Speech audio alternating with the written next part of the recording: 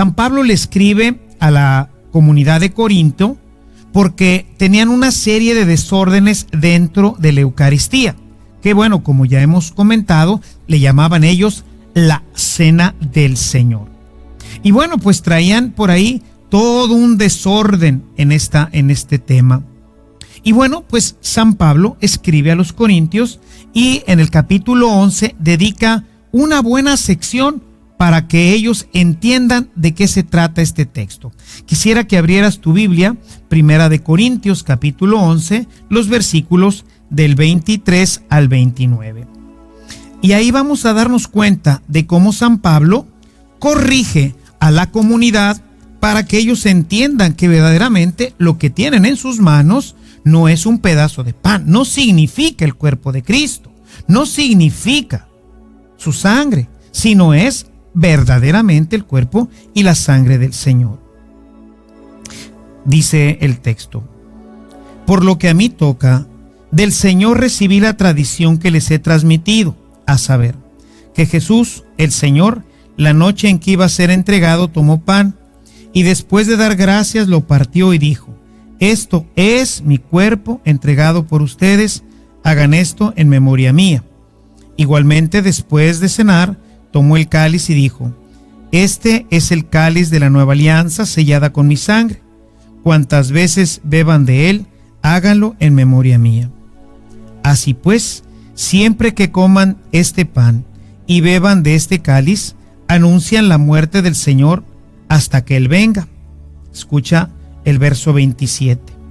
Por eso, quien coma el pan o beba el cáliz del Señor indignamente, gente que no se confiesa, gente que cree que va a pararse a recibir un caramelo, una cosa así, que no lo hace con la devoción, o sea, siendo consciente de lo que está recibiendo, escucha lo que dice: peca contra el cuerpo y la sangre del Señor. Dice San Pablo: examínense pues cada uno a sí mismo antes de comer el pan y beber el cáliz, porque quien come y bebe sin discernir, sin darse cuenta lo que se está comiendo, dice, porque quien come y bebe sin discernir el cuerpo, come y bebe su propio castigo. Come y bebe su propio castigo. Es decir, no nos podemos acercar a la comunión si nosotros no estamos en gracia, si nosotros no discernimos ahí, si nosotros no tenemos fe. Por eso el sacerdote, cuando te va a dar la comunión, te muestra la comunión y la pone delante de tus ojos y te dice: el cuerpo de Cristo. Y tú dices: amén, que quiere decir: es verdad, sí creo, así es, así era, así será siempre. La palabra amén, por eso no se ha traducido, porque tiene muchos significados dentro de la mentalidad hebraica. Significa si creo, si es, me adhiero, lo comprendo. Cuando el sacerdote te pone por eso la hostia, para que tú, consciente de estas palabras que hemos escuchado de San Pablo, tú puedas decir: sí creo, es decir, sí discierno que esto que voy a comer ahora no es un pedazo de pan, sino que esto que voy a comer ahora es realmente el cuerpo y la sangre de Cristo. Ahí estoy diciendo: sí, voy a comerme a Jesús, voy a comer su cuerpo y a beber su sangre. Y el que no lo hace, yo veo mucha gente que de repente se acerca a comulgar, viene distraído, viene pensando en otras cosas. No me ha faltado, sobre todo en los jóvenes, pero también en algunos adultos, que se acercan a comulgar con un chicle en la boca, cuando que la Santa Iglesia nos pide que al menos tengamos una hora de ayuno, de sacrificio, de preparación para este momento tan importante, recibir el cuerpo y la sangre de Jesús. No, ahí viene la gente masticando su chiclote, volteando para un lado, saludando a los amigos. Hola, ¿cómo están? Sí, ahorita nos vemos a la salida para irnos al cine, etcétera. El que come sin discernir, mira qué duras las palabras de Pablo. El que come sin discernir el cuerpo de Cristo, dice, se come su propia condenación. En vez de ser un alimento que haga bien al alma, se convierte en un alimento que destruye nuestra vida eterna. Por eso es importante que nosotros hagamos conciencia cuando nos acercamos a comer y a beber del cuerpo y de la sangre del Señor. Y lo más importante es que esta presencia no solamente es para tenerlo cerca, para poder hablar con Él, sino que Jesús lo puso como una condición, se dice en latín, sine qua non, es decir, sin la cual no puedo tener vida eterna. Una persona que no comulga, una persona que no come y no bebe de la sangre del Señor, no puede tener vida eterna. Y esto también está muy claro en la Sagrada Escritura. Yo quisiera que vieras un texto, porque los hermanos separados dicen, no, ¿y esto qué? Pues nosotros no comulgamos. ¿Y qué? Pues fíjate qué grave es no comulgar.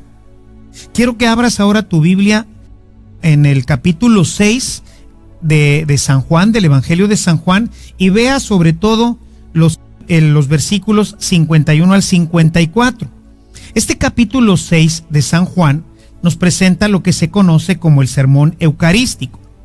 Juan no repite, que Juan escribe ya muchos años después de que están ya las comunidades establecidas, Juan no repite este texto que leímos de Mateo 26, que está también en los demás evangelistas, que se le llama la institución de la Eucaristía. Él ya no la repite, porque ya es algo que pues todo mundo ya conoce. Ya San Pablo también, a través de su carta a los Corintios, pues ha hecho pues que dejar claro que está realmente presente.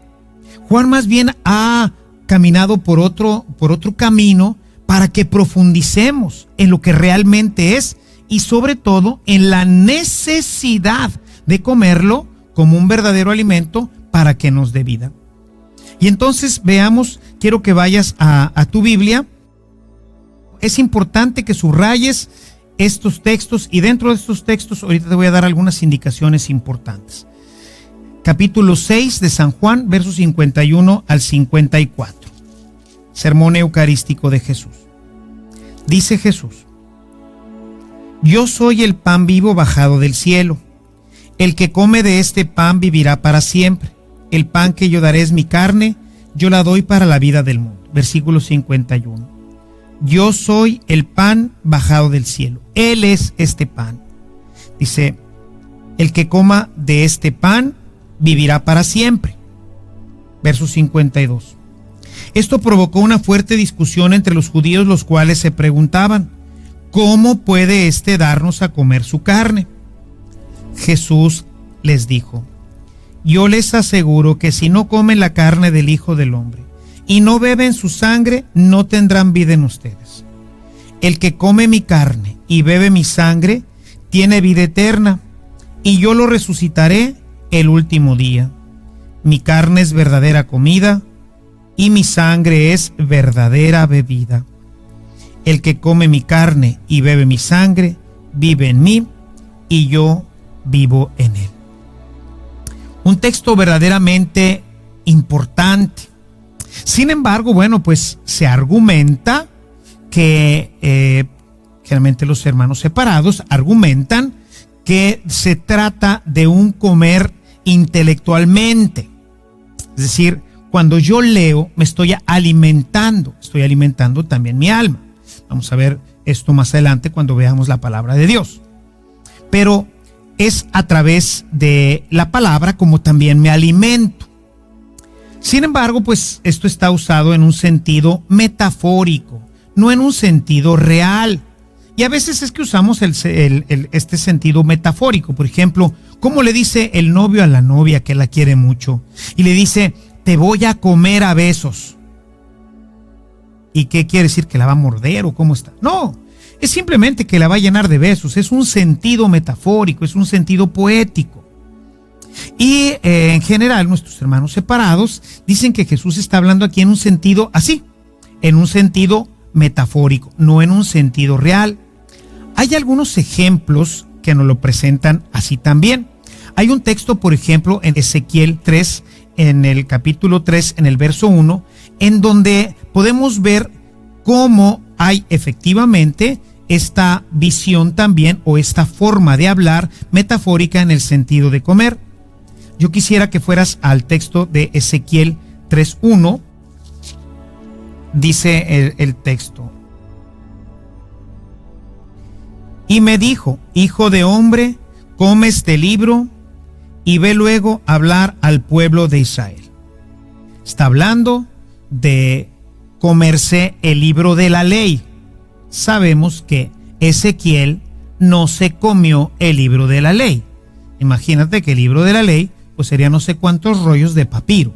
O sea, no está hablando de que comérselo. Dice incluso el texto: yo abrí la boca y él me hizo comer el libro diciéndome, hijo de hombre, alimenta tu vientre y llena tus entrañas con este libro que yo te doy. Yo lo comí y su sabor era dulce como la miel. Está hablando de lo dulce que es la palabra. En fin, está hablando en un sentido verdaderamente poético, metafórico. Y entonces, pues podría haber quedado la duda de si efectivamente Jesús estaba hablando en este texto de Juan 6, si estaba hablando en un sentido metafórico, como en este caso de Ezequiel, o estaba verdaderamente hablando de comer. Los griegos, regreso a mi texto, si quieres regresar a tu texto de Juan 6, Jesús en este texto habla de comer, y cuando nosotros lo leemos en español, siempre vamos a encontrar la palabra comer. Sin embargo, los griegos tienen dos palabras para comer que son distintas.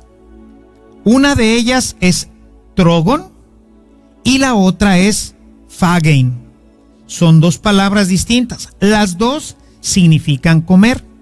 Sin embargo, phagein, el verbo comer, puede tener todos los usos, ¿verdad? Por ejemplo, pues esta palabra seguramente ya la has oído combinada. Antropófago. El antropófago se come a la gente. Se la mastica, ¿verdad? Son esa gente que vive pues en algunas partes aisladas y que todavía tienen esa pues mala costumbre, por ejemplo, de comerse a sus enemigos. Hacen una guerra y bueno, pues a algunos de los cadáveres y a algunos de los que están vivos los matan precisamente para comérselos. Son antropófagos, se comen físicamente la carne. Pero puede tener también, esta palabra phagein puede ser usada en un sentido metafórico. Este texto que te acabo de leer de Ezequiel, en la Biblia de los 70, que se llama así, ya la vimos al principio de nuestras reuniones, esta Biblia está escrita en griego, y si tú fueras a una Biblia de los 70, una Biblia en griego del Antiguo Testamento, encontrarías que en este pasaje de Ezequiel 3:1 le dice el ángel come, y la palabra que aparece es del verbo phagein. Sin embargo, San Juan fue muy precavido, sabiendo que esto pudiera malinterpretarse. Así que a partir del versículo 54, porque es quizás uno de los más importantes, de ahí empieza la parte pues medular de esto, dice en el verbo 54: el que come mi carne y bebe mi sangre tiene vida eterna, y yo lo resucitaré en el último día. Esta es la gran promesa que veremos en nuestra próxima reunión.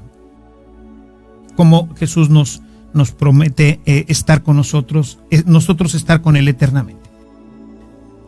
Hasta aquí, hasta el verso 53, San Juan viene usando todas las veces que dice en todo el texto, desde el inicio hasta el versículo 53, absolutamente en todas ha usado el verbo phagein, siempre que tiene que decir que hay que comer algo, siempre ha usado el verbo phagein. Sin embargo, a partir del versículo 54, y lo usa por 3 veces, usa el verbo trogon, que significa masticar, es decir, comer masticando, roer, morder.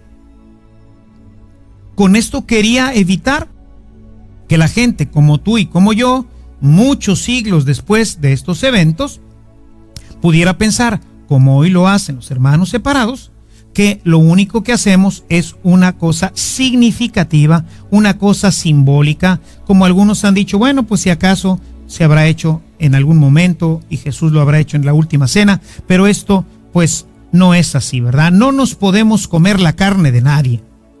Y bueno, pues esta es la palabra de Dios, por eso San Juan quiso cambiar el verbo phagein y utilizar ahora el verbo trogon, para que entendieran que tenían que masticarlo, morderlo. Obviamente, ¿cuál fue la reacción de la gente? Pues la hizo entrar en una crisis. Imagínense ustedes que los judíos no podían ni siquiera comer carne de cerdo, porque era una carne impura. Ahora imagínense, pues la antropofagia estaba completamente prohibida. Y lo que Jesús le está diciendo es que para que puedan tener vida y Él los pueda resucitar, tienen que comer, masticar, morder, se tienen que convertir en antropófagos, tienen que darle de mordidas a Jesús y comerse su carne. Esto obviamente en toda la gente que lo esté escuchando, pues va a causar una verdadera crisis. El mismo San Juan nos relata esta crisis. Un poquito más adelante, verso 60 de este mismo texto de Juan 6 dice: muchos de sus discípulos al oír a Jesús decir esto, dijeron: esta doctrina es inadmisible. Esta doctrina es inadmisible. ¿Quién puede aceptarla? Es decir, ¿quién puede aceptar que para que tú puedas tener vida y para que puedas estar con Él y para que puedas permanecer con Él y para que puedas seguir siendo su discípulo y para que puedas llegar a la vida eterna, te tienes que comer un pedazo de carne del hombre que te lo está hablando? O sea, imagínate que ahorita yo, para que tú pudieras seguir siendo cristiano, te dijera que tienes que venir y morderme. O sea, que tienes que comer la carne de tu sacerdote o de algún hermano y tienes que comerla, morderla, roerla, masticarla, que es el verbo trogon. Pues tú dirías, no hombre, están locos, esta gente son caníbales, antropófagos, o sea, simplemente es inadmisible. Y dice que mucha gente se empezó a ir, ya no lo seguían. Jesús pues ve que la cosa se puso grave, pero pues que tenía que decirles la verdad, que el que no come y no bebe de su cuerpo y de su sangre, pues no tiene vida eterna y Él no lo puede resucitar. Es como un alimento que va nutriendo todo nuestro ser, toda nuestra persona, y como que la va preparando para el momento de la resurrección. Y el que no la tiene, pues no está preparado, y pues a la hora de la resurrección, pues el cuerpo no se va a levantar para la vida eterna, sino para perdición eterna. Como se empezaron a ir porque no entendían, como quizás hoy puede estar sucediendo, o como le sucede a nuestros hermanos separados, pues entonces Jesús quiere pues reafirmar esto en ellos. Dice un poquito más adelante ahí en tu Biblia, verso 67, Jesús les pregunta: ¿acaso también ustedes quieren irse? ¿También ustedes quieren abandonarme? Y Pedro responde. Simón le respondió: Señor, ¿a quién iremos? Tus palabras dan vida eterna. Nosotros creemos y sabemos que tú eres el Santo de Dios. O sea, ¿qué está diciendo realmente San Pedro? San Pedro le está diciendo a Jesús: Señor, la verdad, esto que acabas de decir, a nosotros también nos suena una verdadera locura. No lo entendemos, no lo comprendemos. No sabemos cómo puede ser posible que vayamos a comer de tu carne y a beber de tu sangre. Eso no lo entendemos. Está velado a nosotros. Sin embargo, nosotros lo que creemos, nosotros lo que sabemos es que tú eres el Hijo de Dios. Lo que sabemos es que tú le dices a un muerto: levántate, y se para. Tú le dices a un paralítico, levántate, extiende tu brazo y se cura. Tú le dices a un leproso, sana y sana. Tú le dices a un ciego de nacimiento, ve, y el ciego recobra la vista. Nosotros pues sabemos, creemos, estamos seguros que tú eres Dios. ¿Cómo vamos a comer tu carne y a beber de tu sangre? Eso no lo sabemos. Pero nosotros creemos que tú eres el Hijo de Dios. Y esto es lo que nos invita nuestro Señor a creer en la Eucaristía. Porque Jesús puede hacer eso y cualquier cosa. Él lo revelará, como lo leímos hace un momento, hasta la última cena. Imagínense, hermanos, en el momento en que Jesús está tomando un pedazo de pan y lo parte y le dicen, coman, porque esto es mi cuerpo. Y luego toma una copa con vino y les dice, y ahora beban porque esto es mi sangre. La palabra de Dios, lo que dice se hace. Que haya luz, y la luz existió. Que haya animales, y los animales empezaron a existir. Que este pedazo de pan sea mi cuerpo, y ese pedazo de pan deja de ser un pan y se convierte en el cuerpo de Cristo.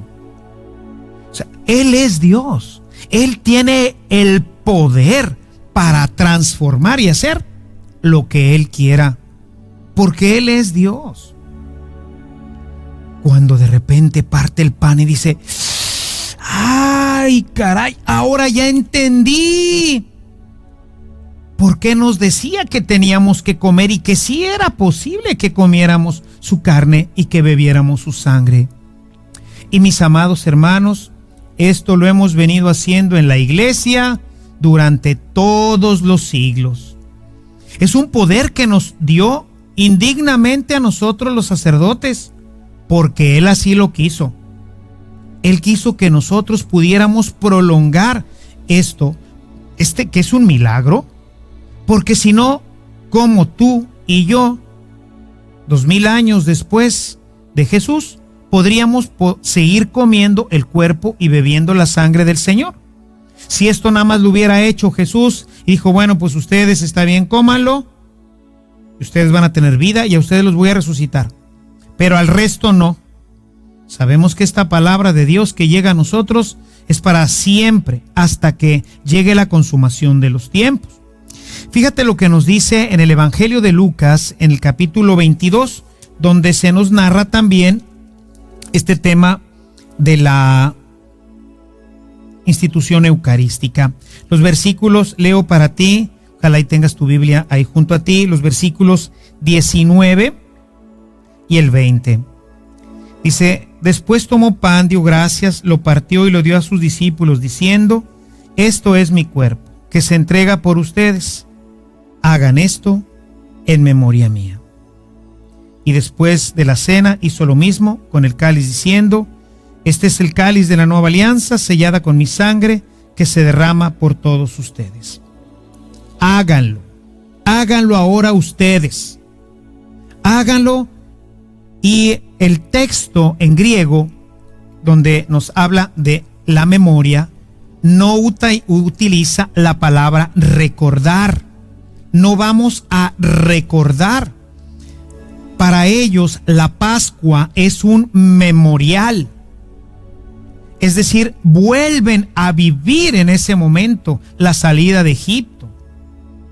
Nosotros en la misa, en la Eucaristía, en el momento de la consagración, estamos todos los discípulos y el sacerdote en ese momento actúa, como se acostumbra decir en latín, actúa en persona Christi. Es decir, es realmente Cristo. Por eso el sacerdote no dice, este es el cuerpo de Cristo. No dice, esto es mi cuerpo y esto es mi sangre. El sacerdote en ese momento asume plenamente la persona de Jesús por el sacramento de la ordenación, de la cual hablaremos más adelante, y es capaz de transformar ese pequeño pan en el cuerpo de Cristo para que tú y yo lo podamos recibir. Porque sin este pan, sin este alimento, sin el cuerpo y la sangre de Jesús, como hemos leído, pues no podremos tener vida. En el verso 53, que no podemos desconectar del 54, decimos que en el 53 todavía usa la palabra phage en el Evangelio de San Juan. Si gusta regresar nuevamente a este texto, en el Evangelio de San Juan, en el capítulo 6, en el verso 53, fíjate cómo es tremendamente contundente el Señor. Jesús les dijo: yo les aseguro que si no comen la carne del Hijo del Hombre y no beben su sangre, no tendrán vida en ustedes. Y cuando dice Jesús, yo se los aseguro, está siendo enfático. Está queriendo determinar que es algo sin lo cual no podemos tener vida en nosotros. Yo les aseguro. Y si Jesús, el Hijo de Dios, te asegura que si tú no comes de su carne y bebes de su sangre no tienes vida, pues es que eso así es, ¿verdad? Por eso la primera comunidad así lo entendió y así lo vivía. Encontraríamos muchos textos, Hechos 2:42, Hechos 27 y otros más, en donde podemos ver cómo la comunidad se reunía cada semana para celebrar la Eucaristía, para comer y para beber de la sangre y del cuerpo del Señor, que como leíamos hace un momento en la primera carta de San Pablo a los Corintios, en el capítulo 11, a partir del verso 23, ¿verdad? Pues nos damos cuenta de que había pues un gran desorden en aquella comunidad. Y entonces había gente que llegaba y comía antes y otros no les daban a los demás y unos traían cosas muy ricas y los otros frijolitos. Y ya aquello ya se había convertido en otra cosa, se había perdido completamente el elemento de la cena eucarística, que la iglesia con el paso del tiempo fue purificando. Al principio se reunían a cenar, como lo hizo Jesús con sus apóstoles, y al final de la cena, entonces se fraccionaba el pan y se distribuía y se comía el cuerpo y la sangre del Señor. Pero esto ya había degenerado, se había convertido en un desorden. Había gente que se embriagaba antes porque traían su vino y traían su comida, y al final, cuando ya llegaban a la parte eucarística, aquello ya era verdaderamente un desorden.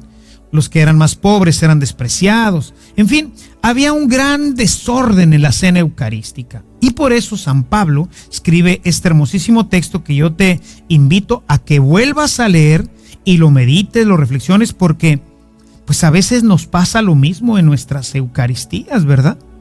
La gente está pendiente de todo, que si de la moda, que si esto, que si el niño, que si no, platicando con la esposa, con el amigo. Ahorita de aquí salimos y nos vamos al cine y nos vamos aquí y nos vamos allá. Llegamos a la fila para comulgar y ni cuenta nos damos de lo que estamos haciendo. Es pues entonces, mis amados hermanos, muy importante que nosotros consideremos esta instrucción de Jesús. Yo estaré con ustedes, y se ha quedado con nosotros en la Sagrada Eucaristía. No desaproveches este don maravilloso, este pan que da la vida, esto que nos hace entrar en la dimensión de Dios, que nos vuelve a poner en contacto con el Jesús que caminaba entre nosotros hace muchos años. Su presencia es real. Acércate al Santísimo Sacramento. Asiste en tu parroquia a las horas santas. Procura visitarlo con frecuencia en la capilla del Santísimo Sacramento. Estoy seguro que encontrarás paz y mucho consuelo, y sobre todo, alimentándote de su cuerpo y de su sangre, habrá vida en ti. Tendrás fuerza para resistir al pecado. Tu vida crecerá y se desarrollará como quien se alimenta continuamente del pan ordinario. Quien no se alimenta de este pan siempre está anémico, no tiene fuerzas y al final termina con la muerte. Aliméntate pues tú de este pan que da la vida y disfruta de esta presencia maravillosa de Jesús en la Sagrada Eucaristía. Que el Señor te bendiga, que esta semana pueda ser una semana de gran bendición para ti, que aproveches de participar del sacramento de la reconciliación y que puedas acercarte este domingo con mucho gozo y con mucha alegría a recibir a Jesús, presencia real de Dios en medio de nosotros. Que el Señor te bendiga y la Virgen siempre te acompañe.